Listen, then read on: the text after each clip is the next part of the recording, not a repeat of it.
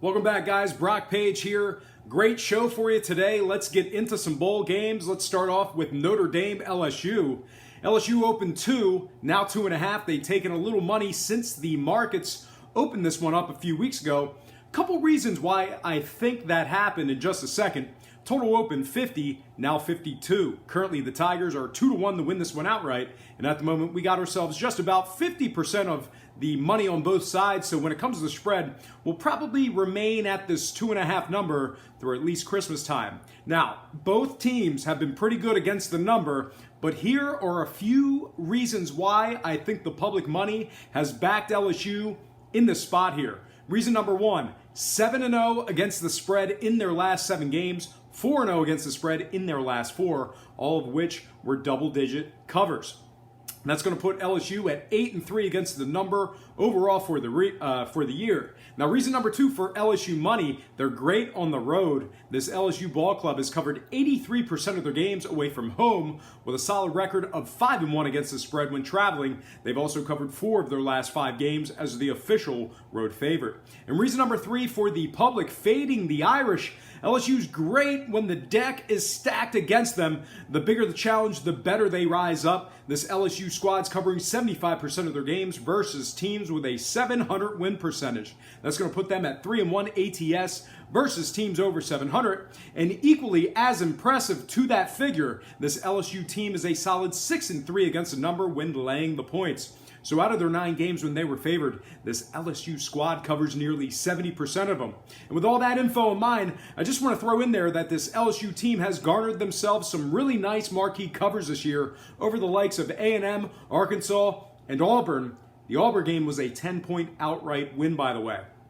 Now, scoring-wise, lots of over money coming in on this one. Like I said earlier, it opened up 50, now 52. Not sure where or why the over money's coming in. LSU games went 3-1 to the under in their last 4. Irish games went 2-1 to the under in their last 3. 3-2 to the under in their last 5. I think I'm going to lean away from a play on the total here. The trends are telling me to stay under, but my gut instinct knows that LSU is going to put up at least 30 in this one.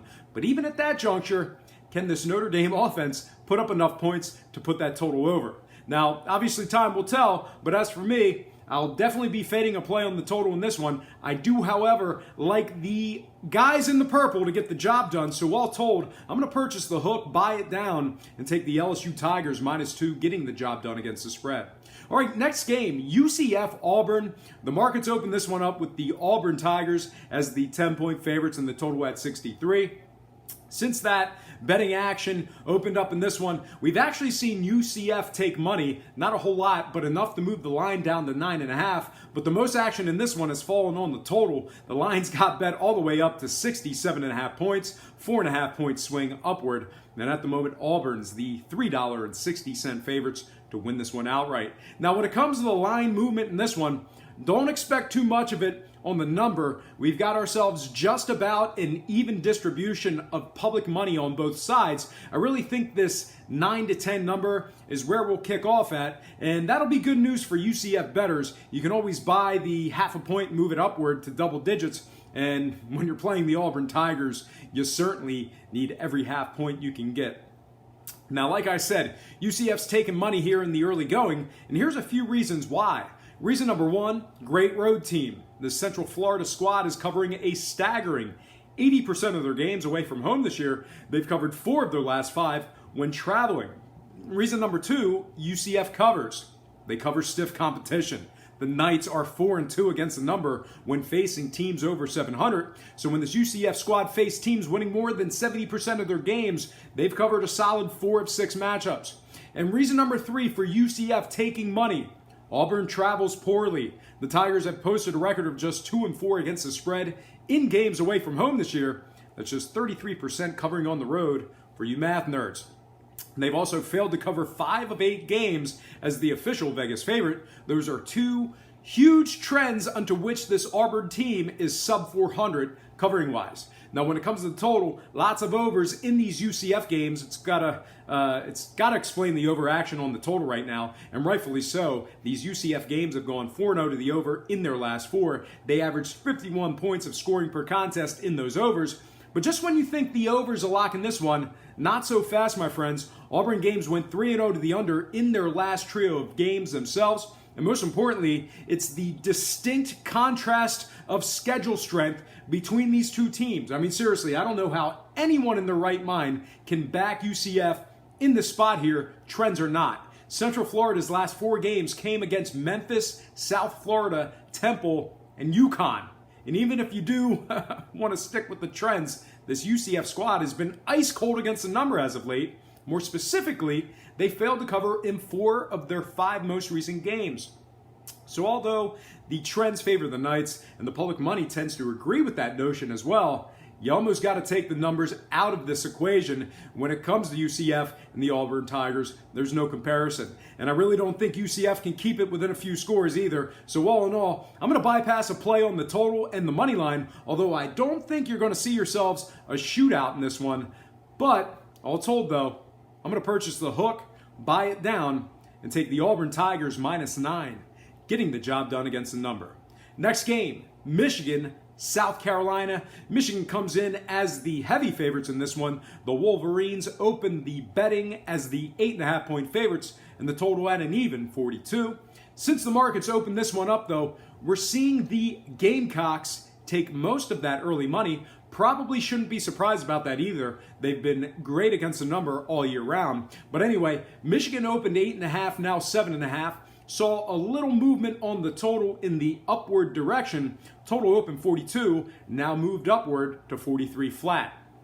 Currently, the Wolverines are 3-1 to win this one outright. And at the moment, the South Carolina Gamecocks are taking nearly 60% of the current action. So look for them to lose half a point in the very near future. A couple reasons why I think Carolina is taking the early action in this one. Number one, 6-1 against the spread in their last 7. I'll tell you, these guys have been covering machines down the home stretch here, and their lone failure to cover came at the hands of the Clemson Tigers. No slouch there. They've also garnered some marquee covers over A&M, Arkansas, and the Georgia Bulldogs in that stretch there. Reason number 2, undefeated on the road, and of course, I'm referring to the spread in this regard.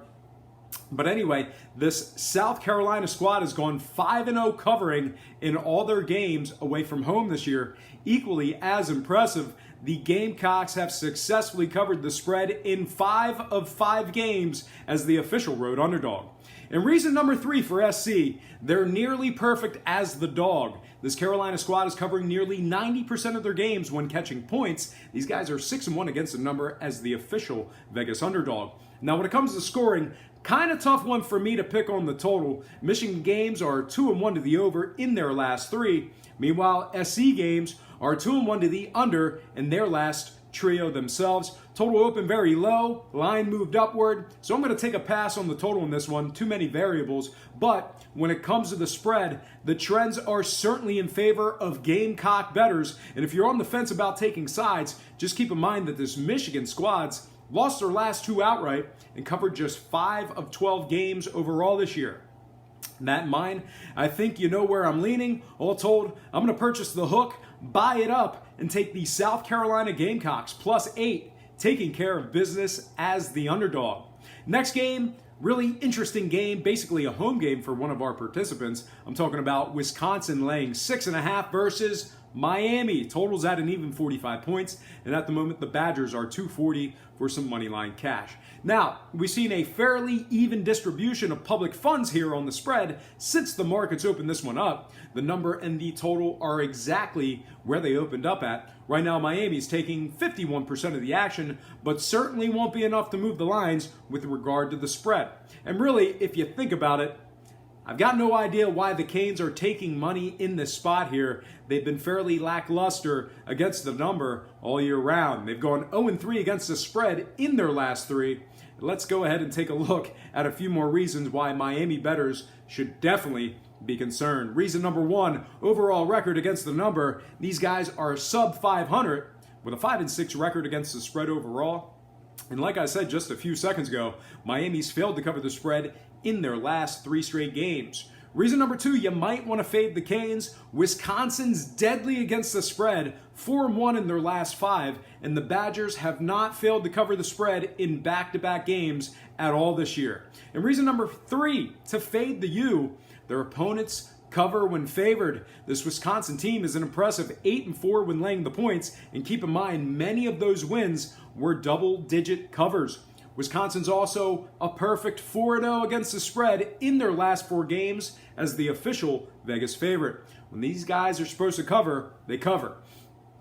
Now, scoring-wise, not a whole lot of it in both teams' games. Badger games went 3-0 to the under in their last 3. Meanwhile, Miami games went 3-1 to the under in their last 4 themselves. Should see a lot of ball control, should see a lot of defense. If I really had to make a choice, make a decision, I'd certainly lean toward the under in this one. That said, though, I'm not overly concerned with a play on the total. I really feel like I have a nice beat on this game when it comes to picking sides. And also, this Wisconsin team has gone 4-2 against the number on the road. I think you know where I'm leaning. All told, I'm purchasing the hook, buying it down, and taking the Wisconsin Badgers -6, getting the job done against the number.